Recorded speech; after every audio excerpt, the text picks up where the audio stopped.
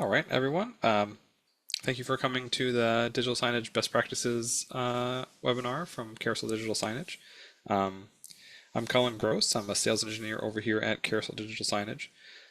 If you've been to a webinar that I've hosted, I used to do the spotlights. Those are pretty quick. This is going to be a little bit longer and pretty feature dense. We're going to be talking about a lot of stuff. We are recording this, so if you have to come back and view it later if you're busy, that's totally cool. We're going to be talking about 7 best practices to consider with digital signage. That can be if you're designing a project, if you own a project, if you're an IT person in a project, or help manage the system you might already have. Some housekeeping things first. As I progress throughout the presentation, we'll be kind of stopping between the sections to answer some questions in chat. Mitch will be here with us today, kind of watching those and asking questions as we go. There'll be a QA session at the very end, which won't be recorded. We'll be able to unmute you if you prefer to ask questions verbally. We can do that as well. And then also, we are Carousel Digital Signage, right? We offer Carousel Cloud, which is a signage CMS. But I want to mention that this presentation really comes down, really comes from experience that I have working with many projects, some that did fit with us and some didn't. I've made an effort to make this not a quote-unquote carousel is the best practice or best practices with carousel presentation. I may use some features as examples, but this is really sort of meant to be a general conversation that's kind of casual on digital signage as a whole. So then with that, I will begin. So sort of out of the 7 best practices we have, we'll start with the first one, which is choosing the right CMS.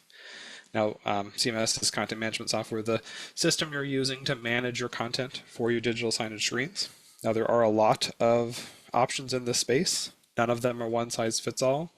Our competitors, love their kids too, right? There's a lot to offer throughout different offerings. But what you have to really consider is your initial scope and your long-term plans, and not get kind of wrapped up in features on this step, right? When we're looking at CMSs, we should be asking these questions and sort of considering a few things. The first one is, this is a later best practice as well, but the media players, right? Ensuring that your CMS is going to support the correct hardware and is leveraging that hardware effectively. I think the big thing here is that support does not always equal success, right? You can kind of look at a feature map and see that this device is supported, but will that be successful? Do they have a lot of experience deploying that hardware? Does it meet all your feature goals? Is it something that you can support? We'll talk about that some more, but that's sort of a big part when it comes to working and being the right fit for you. And having an appropriate learning curve. And I say appropriate because this is where fit comes in. If you have a small system, say like a screen or 2 in one room that requires occupancy sensors, custom programming, room control systems, stuff like that, the appropriate learning curve may be something that is fairly complex, right? And does require a lot of technical skill. That might be right for that situation, right? In other situations, you may have many screens and have non-technical users, making content in many physical, locations, right? That learning curve should be minimal, right, and more of a drag and drop experience. So when you're considering your CMS, I think you should sort of back up a little bit and kind of look at sort of the lay of the land and kind of ask some of these questions. And if you do have a lot of users, right, what kind of control is needed for those users? Do screens or locations need to be segmented out? Do you have departments that within those departments you need different roles for different content creators? I would say that this and the one before it are kind of the most important questions to ask, even before listing out CMS options or booking a demo, right? So that you have the right frame of mind going into those conversations, right? And then, is that CMS easy to deploy and expand? The M in CMS is management, and that management will have different, levels of work needed to set it up and function. And the scale of that, needs to be considered, right? If I'm going to go from 10 players to 10,000, right, is that something that's going to scale with me? Or is that something that's going to be exponential work? Like if these devices need to be manually configured, right, is that something that can be expanded? Or does this CMS auto deploy or have self-deploy options, right? Asking these 4 questions before you even Google digital signage CMS will help you sort of weed out what's going to be best for your sort of situation. And again, all of these are sort of points that when you review and look at, when you put them all together, that's going to like really narrow your focus. And I think that's where success comes in, right? So step one here is asking these questions and making sure that your CMS fits those goals. If there's any questions, you are able to, of course, type them in the chat. I don't see any now, so I'm going to continue to the next best practice, which is stop thinking about digital signage, right, like you typically would, and start thinking about communication. I bring this up a lot because when people hear digital signage, they instantly think, stuff on screens, right? They think of, black squares on the walls, or they think I have a new building that has, power and Ethernet and a screen here. I need to put something on there. I think when you approach it from that perspective, signage can kind of seem like a solution looking for a problem. And I can think it can get pretty easy to get caught up in like the design and presentation of things. And sometimes there's some large communication opportunities that get missed. So if we do have a signage system, right, I think if we back up and we ask, who, what, and where, we'll be much more focused on like what we're actually trying to achieve with signage, and it becomes much more of a solution than it would be a problem looking for, or an answer looking for a problem. So I think when we are looking at these things, the who is really your audience, right? Who are you trying to reach? Before diving into a project, right, it's important to determine who's actually going to be communicated with, who's going to physically be there, what problems you're trying to solve with that audience, right? The where is pretty easy. It's the location. Sometimes you can choose this. Sometimes it's predetermined for you based on the layout of the building and how it's wired. But that audience that you've kind of focused on is going to be in different locations, and those different locations might have different topics or different content that you want to communicate, right? So if we pull all these things together, we get a much clearer picture of what the overall system should look like, and having that clear vision and expected outcomes starts to actually drive the value of signage, right? So practical example here, if my audience, right, is internal employees, that'll greatly determine my content policies and goals, right? Maybe I have employees in a setting in their department where they need to know like stats and have dashboards and being praised for their accomplishments, right? When I kind of realize that together, it's very easy to say that's what the screen's going to do. Maybe those same employees and other employees congregate in a break room or cafeteria. That might be a place where I can do wider calls to action, such as, open enrollment for services or updating passwords, security measures, etc. Right? You basically have this wall, right? When it comes to signage, you have this wall that can display almost anything. But like any mathematical equation, you have to kind of turn around and look at the other side of the problem. In this case, one side of the problem is the screen, and the other side of it is looking at your people and your space. And I think if you consider those, you have what you're trying to solve, and then you can use Carousel to communicate the information to solve those problems. The next best practice is dynamic content, right? And I'll explain kind of what that is, but in my opinion, right, the biggest killer of a signage system is stale content, right? Many times I hear that there was a previous signage system, it worked really well for a while, but then the keys changed hands, or there was a reorganization, someone left, and then after a while, they ended up just turning off the screens, and now they're coming to us to relaunch it, right? The root cause of that system sort of falling off was the decision to turn off those screens, right? And a screen that digital signage that just displays a black square obviously has no value, right? What ends up happening here is the content didn't get updated because it was so dependent on the content creator. So over time, as people aren't updating it, people are seeing Happy New Year's images in July, right? Work anniversary announcements for people who haven't been there for years. When that stuff starts showing up on the screen, then the value starts to deteriorate pretty quickly, right? So when it comes to dynamic content, this is a way to sort of update your screens both automatically and based on workflows people already do in your organization or in the organization that you might be working with. even if they haven't had a digital signage system before, right? The content creators are still important for sure, but being able to connect to your metrics, something like Power BI or Gecko Board or Domo or something like that, so that, where that data is already being fed, that goes up on the screen automatically and is updated without human interaction. It's going to be it's going to be both more useful for the viewers and not be so reliant on a content creator, right? Being able to pull videos or images from places that people are already posting them, such as YouTube, right? If someone's already experienced putting videos on YouTube and you use a YouTube compatible CMS, that's one less step someone has to do, right? And they're already updating that, and they never log into Carousel, right? Being able to display the events or your internal news or date, time, and weather, these are all things that if they're on the screen, that content is always going to be current, and the viewers are always going to find value. And that'll sort of extend the life in case someone has to go on leave or something happens. I would say that particularly we've had customers of ours that have run ancient versions of Carousel, like circa 2014. We're talking 10 years. And even after all of our end-of-life announcements and warnings, they didn't even know how to access the system. And it wasn't until Microsoft changed authentication for Exchange calendars, which is what they were kind of using, that the value started to diminish. Like that changed, that broke, and now the screens weren't getting updated. That's when people kind of realized that there was a kind of a problem, which you could take it as a double-edged sword.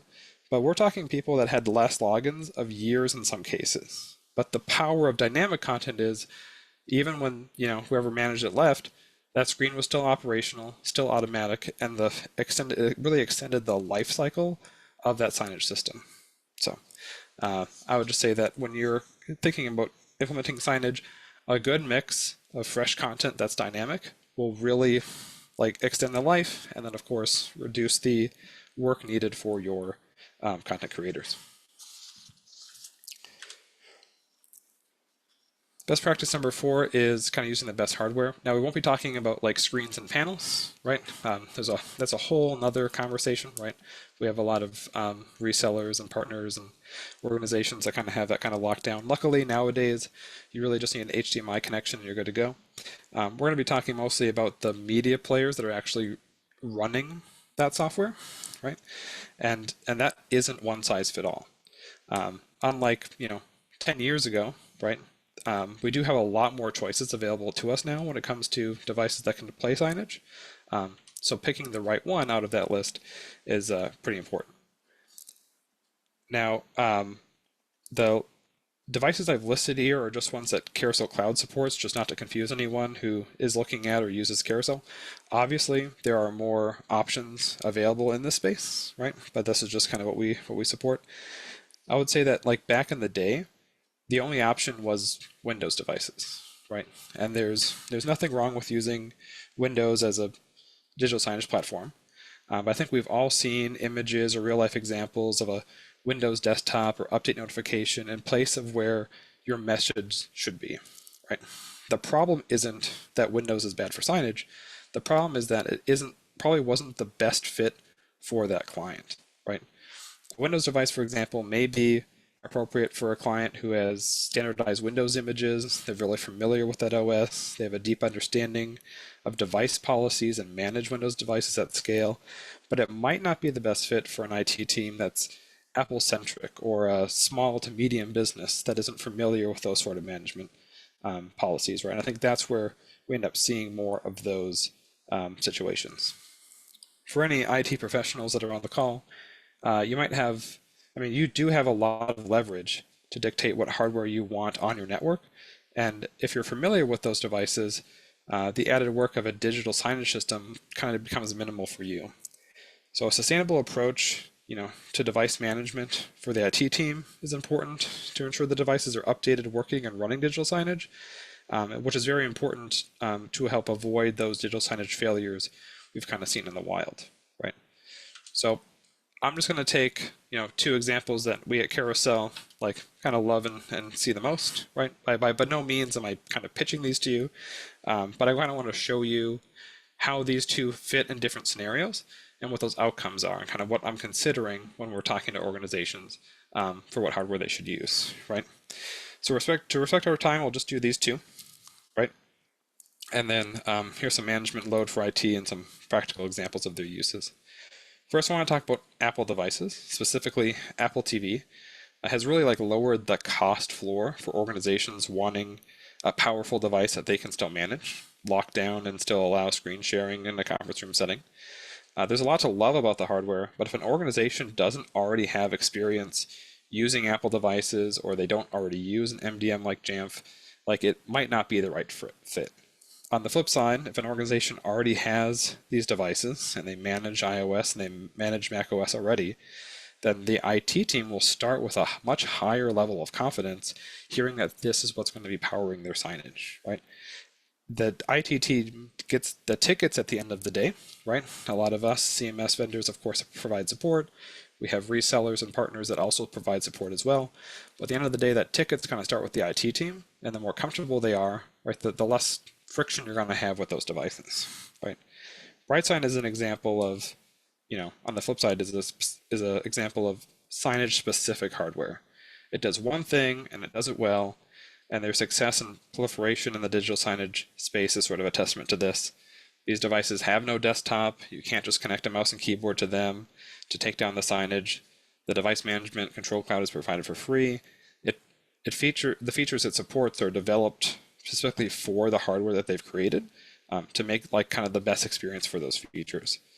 Now, both of these options, right, and just kind of very small pie of the overall options you have, sort of achieve the same end goal, right?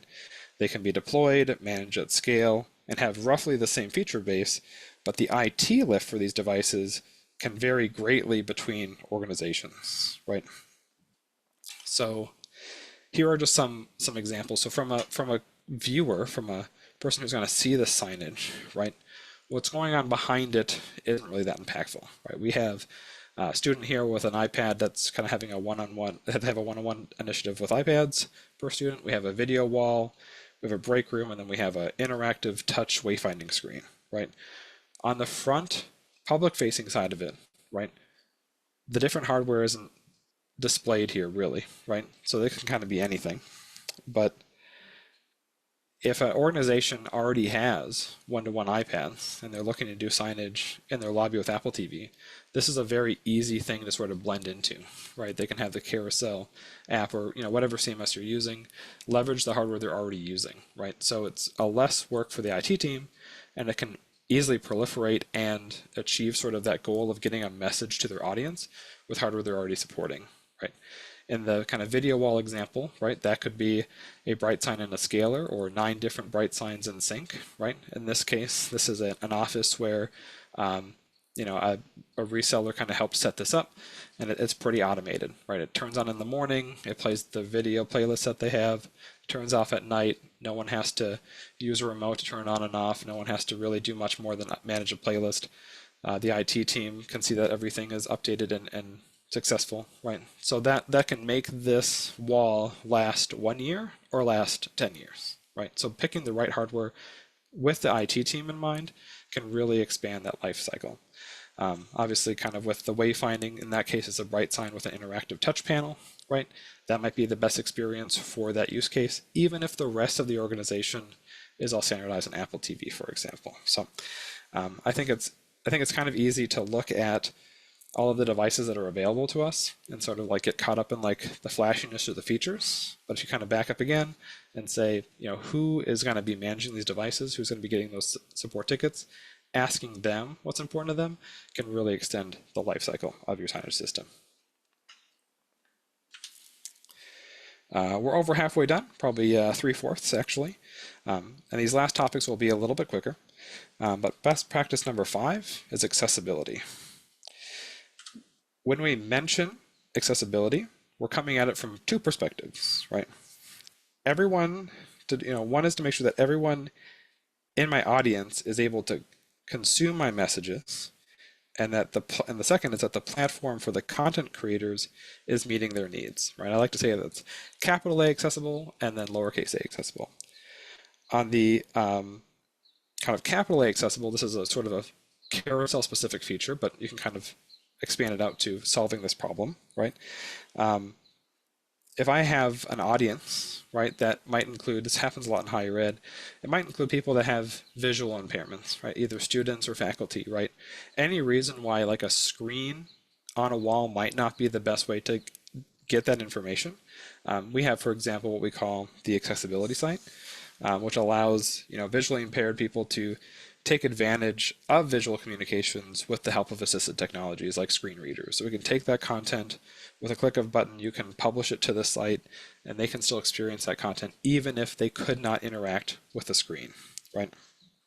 And then from the screen itself, like the actual screen that's out there, there's some things to consider, such as, how far away is the screen from the person viewing it? That's going to consider your fonts. Are the colors you're using contrasting enough so that someone that has a color blindness can actually read something that's like green on brown, for instance, right? Are you going to have audio? And if you do you have an employee that's going to be sitting behind the screen 8 hours a day, right? Well, that kind of drive them nuts. I think a lot of these things are kind of things that get noticed or experienced like later after, kind of like after signage is deployed. And it can sometimes be harder to address later than it is to make it part of your goals before you start that journey. Now, on the flip side, right, the kind of lowercase a accessible, when we're kind of talking about the creator side and sort of the CMS, within the UI, we should sort of ask, like, does it have multi-language support, right? Like Carousel, for instance, can see what your primary language is set to in your browser, right? And we support English, French, German, Spanish, right? But if you're going to have a office in Brazil that uses Portuguese, we might not be the best fit for that. But looking at your larger scale and saying, like, I'm going to be in these different areas, and those content creators are going to be on their own, like, is this UI going to support them? Like, that's sort of questions you should ask too. And then two, is the UI itself, is that following any sort of accessibility standards, right?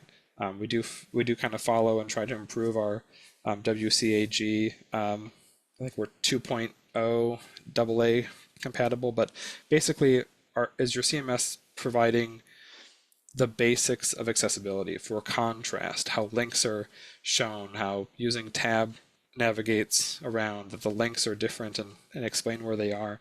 These are questions that don't seem as sort of fun to look at when you're designing a signage system, but are nonetheless just as important. Perfect. Number 6, and this is the second to the end. This is very likely the least exciting, but especially today, probably the most vital, right? Digital signage is a highly visible sort of platform, and compromises to that system can be at minimum embarrassing and at most damaging, right? Now, of course, there are some on-premise only options out there, but a majority of scalable CMS providers for signage are based off SaaS models. So they're sort of web-based and function over the internet. This is what we would call a shared responsibility model, right? The provider has some responsibilities, and so do you. So from the CMS side of that equation, it should at least, provide these three things, right? They have to make sure that that CMS provider is committed to regular updates and audits, right? So how often, what is the product life cycle? How often are those updates being applied? Are those updates automatic, right? That's something to consider. From their security standpoint, right? Are they doing yearly or at least recurring audits on their own system? Are they committed to or engaging in any sort of standardized audits like SOC 2 Type 2? Do they have a third-party firm? Like, if your signage becomes so vital to your organization that you kind of can't live without it, you have to make sure that that is protected, because compromises to it is going to be huge. Part of that, this is kind of a shared responsibility part here, is the users that you have in the system, right? Obviously, if this is needed, you need to be able to have rights and roles provided to them so that a certain user can access another space, right? Or if they leave the organization, they automatically can't, they automatically get removed from access to the system, right? Things like that. Making sure that we leverage like single sign-on through a provider like Okta or Intra ID or things like that. these are kind of check boxes you need to make sure you check, because if signage becomes important, these things are going to be kind of vital to make sure that you're not embarrassed later. And then two, like data is huge. Like we all know how important and how valuable data can be. I mean, even if you're going to be putting things on screens that are just publicly available, maybe you have just like your hours or an advertisement or something like that, it's important to know like who's going to be owning that data, where that data is going to live. Is that data encrypted all the way through the system from when you publish it to when it's on the server to when it's on the device? It's important that the CMS provider has that approach to security, regardless if you have a dashboard coming from Power BI that's used in the C-suite, or you're just putting a sign outside a lobby that says, we close the day at 3, right? In any case, all that content should be treated with the same level of security in mind. And sort of the last, this is sort of a bonus best practice, right? And historically hasn't really applied to digital signage in the past, but we believe that this is continually becoming more important as time goes on. And sort of the idea here is putting signage on more than just that rectangle on the wall, right? Multi-use devices or even personal devices, right? For example, and again, I'm using carousel features just to kind of explain like how this can be done. But like we have this idea of express players where you can have that same content that you have up on your screens be available in web screensavers, right? Or embedded options for web pages, either public or private, right? Or just be URLs that people can access directly. This really ties into the where people are from earlier, where that is sort of asking where they are physically.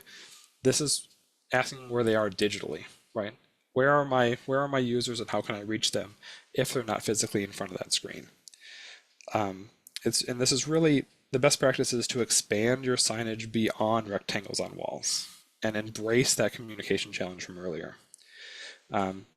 Just kind of an example of us practicing what we preach, right? And the idea of continual improvement. We do have a new feature that's coming out at the end of the month, which we call the Carousel Daily. And I'm not kind of selling this, but I'm trying to showing you kind of where signage might be going.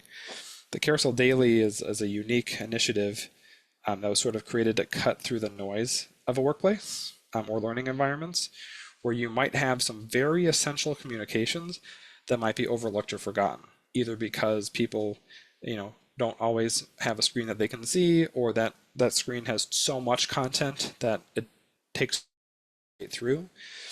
Delivered to iOS devices, the Carousel Daily provides bulletins that are accessible through an app that can be installed on organization-issued or personal devices. And what it basically allows you to do is have your 3 most important messages on a widget. So, teachers or students or parents can like opt in. They can just get the 3 most important messages for that school, right? Or if you're an organization and open enrollment's happening, you can have an app that they can click that says, click here to enroll, URL that brings them to the enrollment site that logs them in through their regular credentials, things like that. This is still signage, right? It's in a smaller form factor, but it's still getting your message to your users and sort of making sure that that is proliferated out. Some other examples would be, retail operators being able to send internal updates to store managers, right? K-12 customers having the flexibility to create feeds for students and parents, like I mentioned. Corporate customers going straight to the employers to announce training or remind them to sign up for new benefits, things like that. The beauty is that nothing fundamentally changes on the content creator side. They're still making their slides. What's different is that now it can be targeted to users directly. And currently this is sort of an opt-in, but the challenge here is I have all my best practices sort of set up in a row, right? I'm finding the right CMS. I'm thinking about communication. I have dynamic content as backup.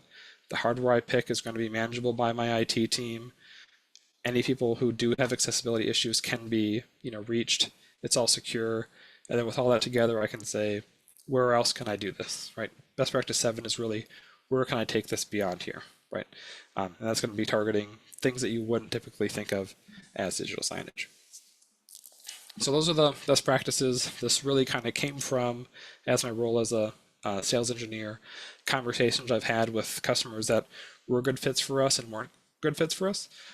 Sometimes they have CMS needs that we don't, achieve. Sometimes they use hardware that we don't support. That is totally fine. But I think from a reseller, IT, or a partner perspective, or even someone just interested in signage or who's just part of a signage system, when you ask these questions, the longevity, the value, and sort of the reliability of that system is going to be exponentially, improved, right? I think these together is going to change if that system lasts 6 months or if that system lasts 6 years. So that is the presentation. I have a little QR code here that I believe brings us to the website. We also have our website down there. So if you do want to talk to us about any projects, you totally can. We can kind of walk that through with you. We're going to kind of stop the recording right now and then open it up to the Q&A session.